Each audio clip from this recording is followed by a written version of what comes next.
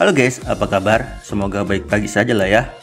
Oke, di video kali ini aku mau membahas alur cerita anime Shuinji no Kodomotachi. Anime yang bercerita mengenai kehidupan keluarga Shuinji yang ternyata bukanlah keluarga asli, melainkan semua anaknya adalah anak adopsi. Nah, ini anime baru guys. Nah, jadi statusnya itu masih ongoing guys. Maka dari itu, di setiap minggunya aku akan membuat konten mengenai alur cerita animenya. Ya, semoga kalian suka lah ya.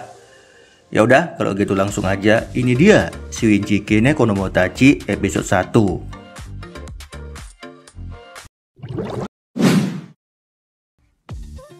Di scene awal ini, kita diperkenalkan dengan semua karakter utama di anime ini.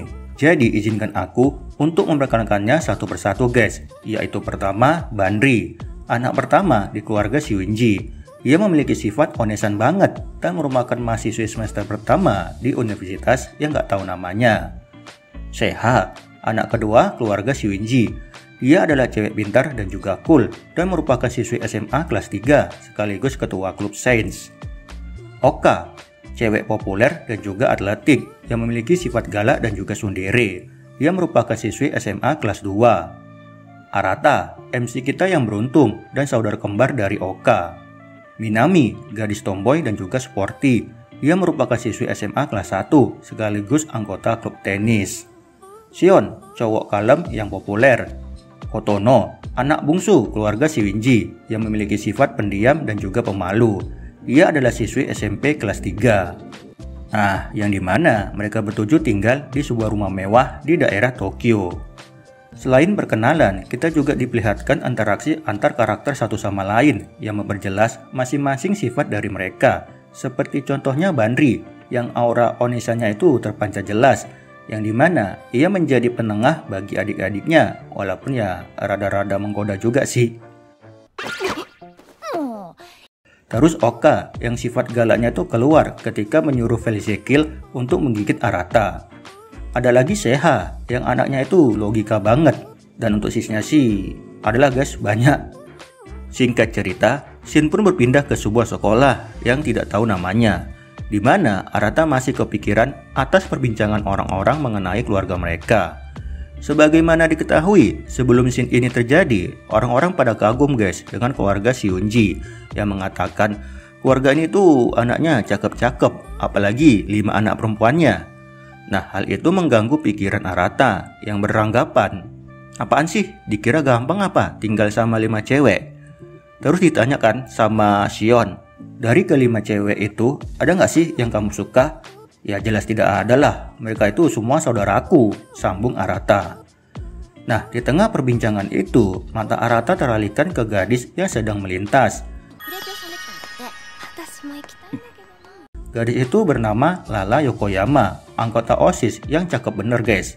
So, hal ini membuat Arata tertarik, namun dia masih malu-malu. Gasken nggak ya? Lalu malam harinya, Oka datang menemui Arata. Ia mau minjam buku pelajaran sekaligus belajar bersama juga. Namun satu yang mengganggu Arata. Kalau datang ke sini ya, mbok pakaiannya itu sopan dikit napa? Masa kebuka gitu? Namun itu dibantah Oka. Hah? Yang lebih penting sih, apakah kamu tertarik dengan seseorang? Nah, tentu hal itu mengagetkan Arata. Kenapa tiba-tiba nanya begitu? Karena sebelumnya, Oka mendapat kabar kalau Arata itu suka sama seseorang. Dan kebetulan banget, orang yang dimaksud adalah teman satu anggotanya di komite OSIS. Tapi Arata menolak. Gak usah dipedulikan, ini urusanku, biar aku aja yang menangainya. Nah, di kamar sebelah, Kotono terlihat sedang memandangi foto keluarganya. Namun ada satu keanehan di sini. Dia terlihat menatap foto Arata dengan tatapan yang tak biasa. Nah, apa maksudnya? Apa jangan-jangan dia suka? Dan scene pun beralih ke esokan harinya guys. Dimana di momen ini bener-bener nyesek banget. Cewek yang kemarin membuat Arata tertarik, ternyata udah punya gebetan. Tentu hal ini membuat Arata termenung dan berpikir sejenak. Kalau aku tidak dilahirkan di keluarga Shuinji, apakah aku akan memiliki kehidupan yang berbeda? Kemudian, tibalah kita di pesta ulang tahun Kotono, di mana belum apa-apa, Oka dan Minami udah berantem aja, terus ngomong hal-hal yang ngawur lagi, seperti andaikan kamu bukan adikku. ya otomatis Arata marah. Jangan ngaco, bagaimanapun kalian bersaudara. Sehingga suasana yang tadinya tegang menjadi adem kembali. Tak lama kemudian, sang ayah muncul dan gak pakai lama, ia langsung mengatakan sesuatu yang sangat membangkongkan. Di mana ternyata mereka bertujuh bukanlah saudara kandung, melainkan anak adopsi yang diangkat oleh keluarga Shuinji, kecuali Minami dan Shion yang memang saudara kembar.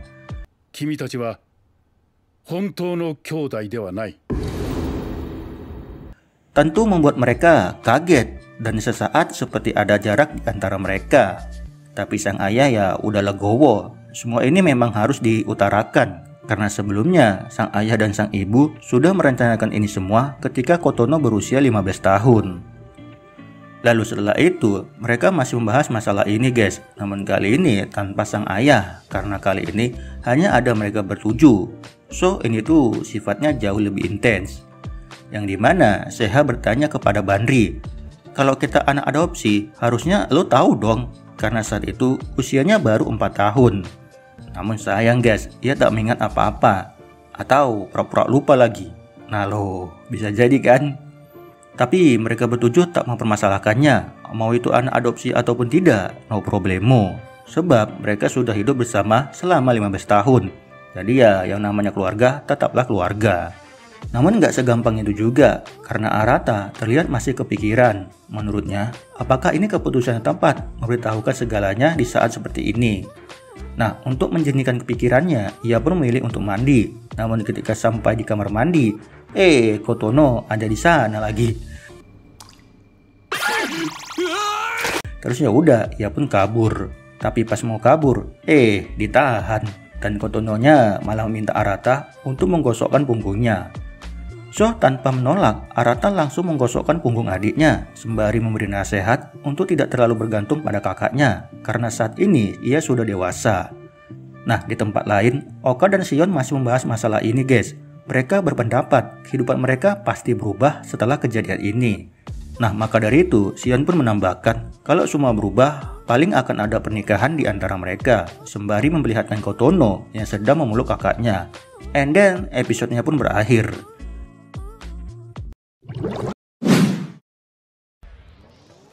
Baiklah teman-teman, itu dia tadi alur cerita anime Shuinji no Kodomotachi episode 1. Nah, kalau gitu terima kasih lah ya buat teman-teman yang sudah menonton.